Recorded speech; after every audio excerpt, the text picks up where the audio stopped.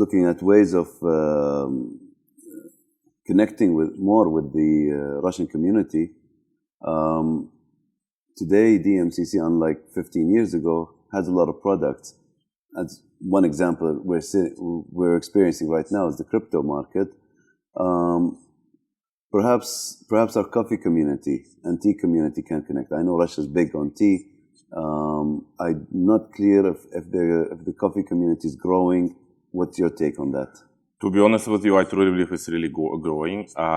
I cannot say to the point they love coffee the way you love it, but definitely the culture of coffee is getting more and more. By the way, I know two guys here, they were doing IT business. They still have this IT business. They moved to Russia and they started selling coffee there. And they're doing super cool. So I truly believe that the market is there. Just yesterday, one of these roasters described it similar to the diamonds. There's a level of roast and a level of quality. And once you get up above 90 points, this is where you get the big money. And that's a different market. It becomes like the caviar, if you will, of coffee. That's something I picked up from them. Also, I bumped into, I think there were two barista trainers,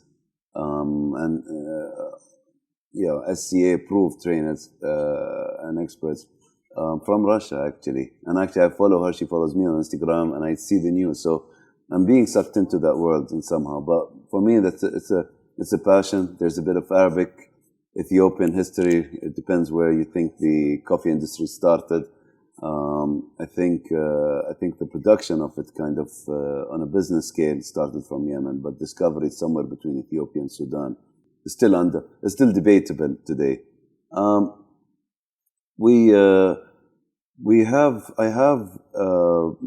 have shared with and DMCC has shared that we've added an interesting person to talk as.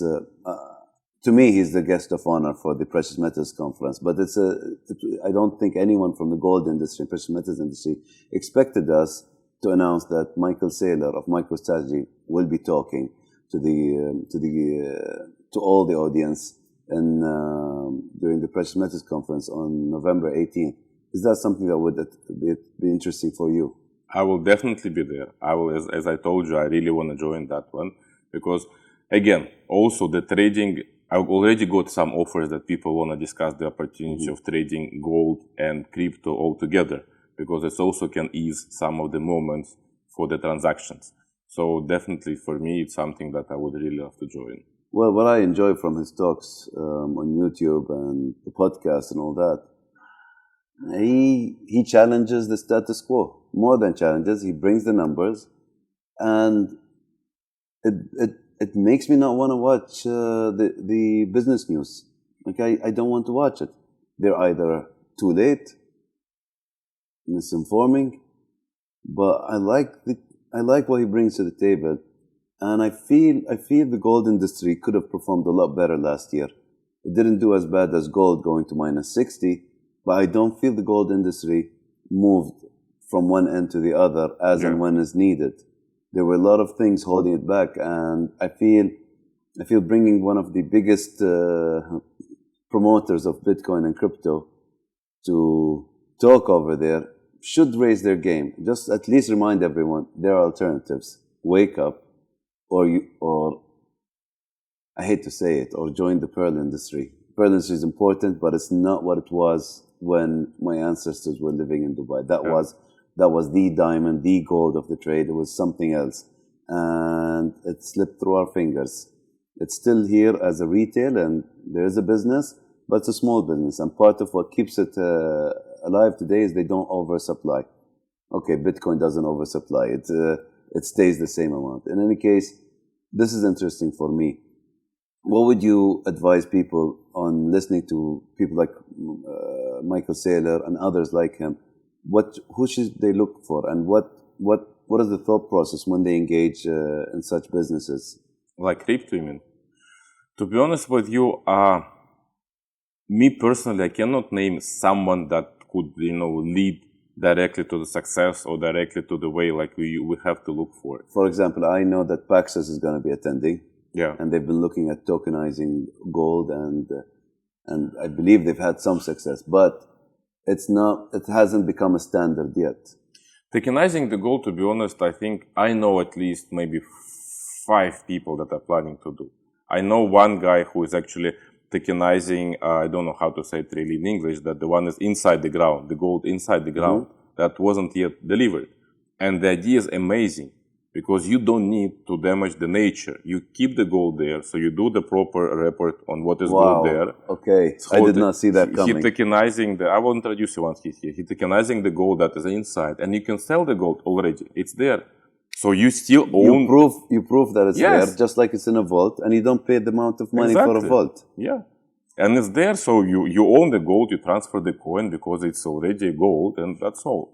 There are too many Hollywood movies popping up in my head right now, but you know what?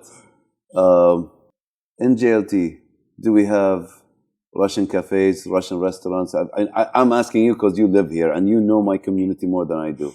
Of course, I know at least 3 of them. Definitely the one is downstairs, Literats, they have a huge Russian menu. There is one not far from here, I think it's Suvorov Cafe. And the other ones, I don't want to name it because I cannot say that the food is really high-end food. But these 2, you really can enjoy the Russian food. Thank you. Thank you. Is there anything else that DMCC and the government of Dubai should be looking at today? You know, my only concern, it's not only Dubai government, I think it's UAE government more, is the central bank regulations for the company accounts. Because, and to be honest, it's not only for the Russians, because at the very beginning I thought it's some kind of influence from the outside on UAE not to really assist with the bank accounts. No, even the international, like German guys, I have one of the clients German, he's still suffering to open bank account. Like in Russia, for example, you want to open the company, I will open the company for you tomorrow in Russia within like 1 week time. Within another week, you will have an account. They don't care if you live there, you don't live there, who you are, whatever. I understand that Dubai is under the pressure because, again, a lot of things happening here and a lot of transit is happening here for the products, for the shipments, etc. But in the meantime, there should be a concept. Maybe one small bank, a new one that would be supporting SMEs. Because most of the banks, they are ready to, to consider you as a company once you want to deposit at least $50,000. Before that, sorry, almost not possible. And the rest is everything is perfect. I mean, as we discussed with you, a lot of things like Dubai is getting more and more open. You have easier way to do business. Even the fees are going down for the maintaining the business activities, etc. So I truly believe that everything is going the right way. My other question is, I'm hoping you say yes. And actually, either way, I'm happy. Have you been to the expo yet? I've been to expo 2 times. Have you been to Russian Pavilion? One time I was participating in a WETEX exhibition with one project, and another time I was giving an interview on Expo TV. So for work matters. Unfortunately, I am there almost every day. I can I'd imagine. like you to join me. And I promise you I'll take you to the Russian Pavilion I first. need to go there. I really want to go there. And probably I will join all my family to go there all together as well. Keep me posted. I'd like to organize that for you. With pleasure. Thank you.